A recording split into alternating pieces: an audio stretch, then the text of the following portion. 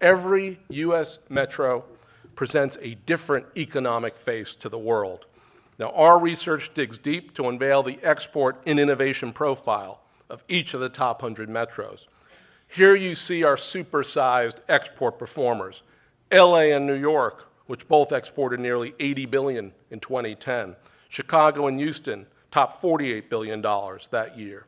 Top 10 metro exporters include Dallas, San Francisco, Seattle, Philadelphia, Boston, and Detroit.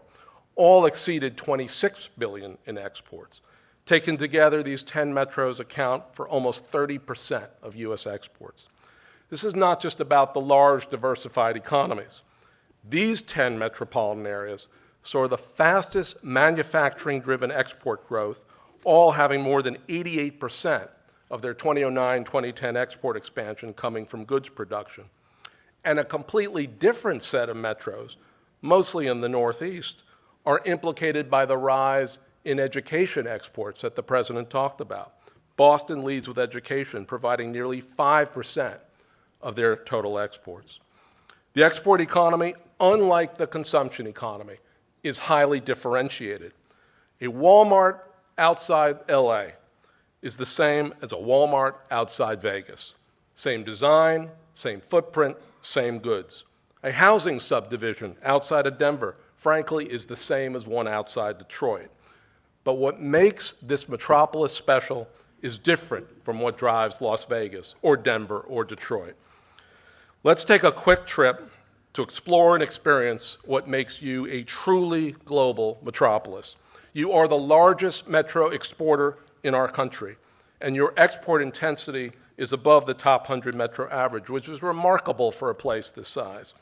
Your export economy is more service-oriented than the national average, driven by royalties, travel and tourism, and business and professional services. Now, that's not surprising. Ask anyone what they think LA produces, and Hollywood is the first thing that comes to mind. In 2010, royalties were a $12.4 billion export industry, powered by film and television. Yet LA does not just make films, it makes things. Close to 60% of your exports comes from the manufacturing sector, and you have over 106,000 direct export manufacturing jobs. In Torrance, southwest of downtown, we find Luminate, a small manufacturer of advanced lighting products that are used in a broad range of applications. Luminate's production center houses some of the world's most advanced equipment for R&D, engineering, and the manufacturing of optics. And they are growing because they are selling abroad. In the last 2 years, their exports have grown 68%. Just to the south of Luminate is Pelican Products, where we visited yesterday, a firm that produces high-performance protective cases and advanced portable lighting equipment used by law enforcement, defense, aerospace, and the entertainment industry. Exports make up 35% of Pelican's total business, and the firm sells its products to over 100 countries. And as with Luminate, Pelican has experienced significant export growth in the past few years. Now, Pelican is partnering with the University of Southern California's Center for International Business Education and Research to help determine where to locate distribution centers in Asia.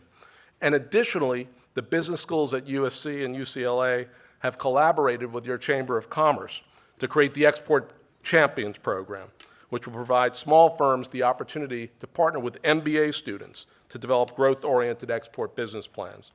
USC and UCLA are part of a larger regional group, the Los Angeles Regional Export Council, which was formed last November to assist LA firms that want to begin or expand exporting. The council is a region-wide collaboration between Mayor Antonio Villaraigosa at City Hall, the LA Chamber of Commerce, and others such as the Port of LA, LA World Airports, and regional business associations.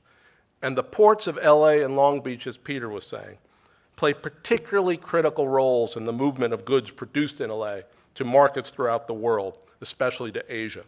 Taken together, these two ports form the busiest complex in the Western Hemisphere and the 6th busiest port complex in the world.